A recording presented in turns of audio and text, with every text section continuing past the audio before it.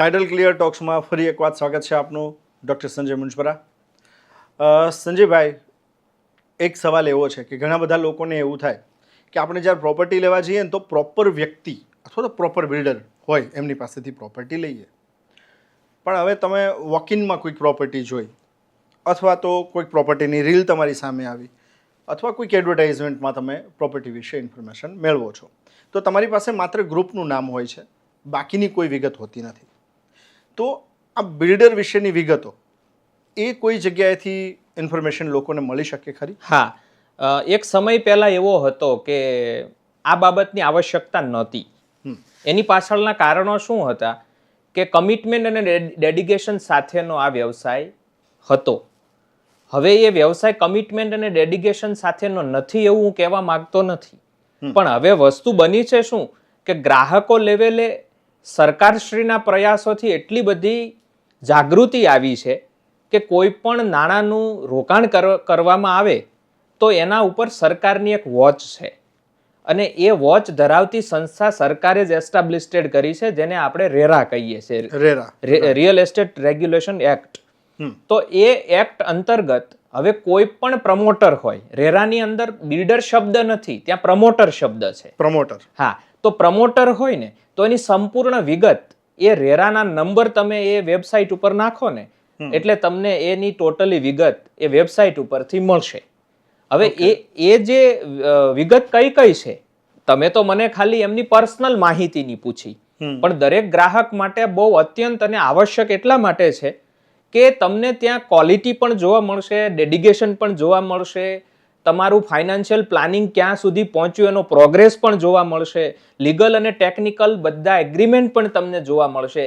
બીજા શબ્દોમાં કહીએ તો પ્રમોટરની વ્યક્તિગત ડિટેલ, નામ, નંબર, ફોન નંબર, એ ક્યાં રહે છે, એ કઈ પેઢીથી એ રજિસ્ટર્ડ થયેલા છે, તો પેઢીની અંદર કેટલા ભાગીદારો છે, પેઢી ક્યાં રજિસ્ટર્ડ થઈ છે, સાથે સાથે આ જે બિલ્ડિંગ બની રહ્યું છે એની જમીનના તમામ ડોક્યુમેન્ટ, જે ઓથોરિટી એ પાસ કર્યા હોય, લેઆઉટ, રજા ચિઠ્ઠી. હજી તમને એનાથી અતિશોક્તિ લાગશે કે કેટલાક ડોક્યુમેન્ટ એની અંદર એવા છે કે તમને ડેવલપર કયો વેચાણ દસ્તાવેજ કરી દેવાના છે એનો ડ્રાફ્ટ, બાનાખત કરી દેવાના છે તો એનો પણ ડ્રાફ્ટ, આ બધું ત્યાં અવેલેબલ છે. જેનાથી શું થાય છે કે ગ્રાહકને કોઈ પણ ડેવલપર વિશે માહિતી પ્રાપ્ત કરવી હોય તો એ વોકિંગમાં જ્યારે જાય ને ત્યારે ખાલી એમને ત્યાંથી શું સિલેક્ટ કરવાનું છે, રેરા નંબર. એ રેરા નંબર તમે લઈ અને વેબસાઇટ ઉપર એ રેરા નંબર નાખો એટલે એ ડેવલપરની સંપૂર્ણ વિગત તમને ત્યાં પોર્ટલ ઉપર જોવા મળે છે. હવે મારે તમને આ માહિતી વાળી વાત થઈ, પણ મારે તમને કંઈક વિશેષ વાત કરવી છે કે માત્ર માહિતી મળવાથી કોઈ બિલ્ડરની રૂપરેખા કે એમનો પરિચય મળી ગયો એટલે તમને એમની સાથે વ્યવહાર કરવો એ કંઈ 100% સર્ટિફાઈડ વસ્તુ નથી. પણ એક એની સાથે સાથે ડેવલપર, એ પ્રમોટર છે, એને પાસ્ટની અંદર કેટલા પ્રોજેક્ટ પૂરા કર્યા છે એ પણ ડિટેલ હોય. પાસ્ટની અંદર જે પ્રોજેક્ટ પૂરા કર્યા હોય ને એનો તમે જો રેરા નંબર લઈ અને એ નંબર નાખો ને તો એમણે એ સોસાયટી સમર્પિત કરી હોય જ્યારે બિલ્ડિંગ યુટિલિટી સર્ટિફિકેટ આવી ગયા પછી, તો એ ચેરમેન, સેક્રેટરીના બધા સોગંદનામાઓ પણ એની અંદર હોય. તમે એમનો પણ સંપર્ક કરી શકો કે ભાઈ પ્રમોટર જ્યારે બિલ્ડિંગ બનાવતા હતા ત્યારે એ કેવા પ્રકારની એમની સમજ હતી ગ્રાહકો સાથે, પછી સોસાયટીને સોંપ્યા પછી એની સમજ કેવી છે. આ જીતુભાઈ બહુ જ અગત્યની વસ્તુ છે. ઘણા બધા લોકો એવું હોય કે આ ઇન્ફોર્મેશન માટે એટલું ડીપમાં નથી જતા હોતા, જાણવી કેમ જરૂરી?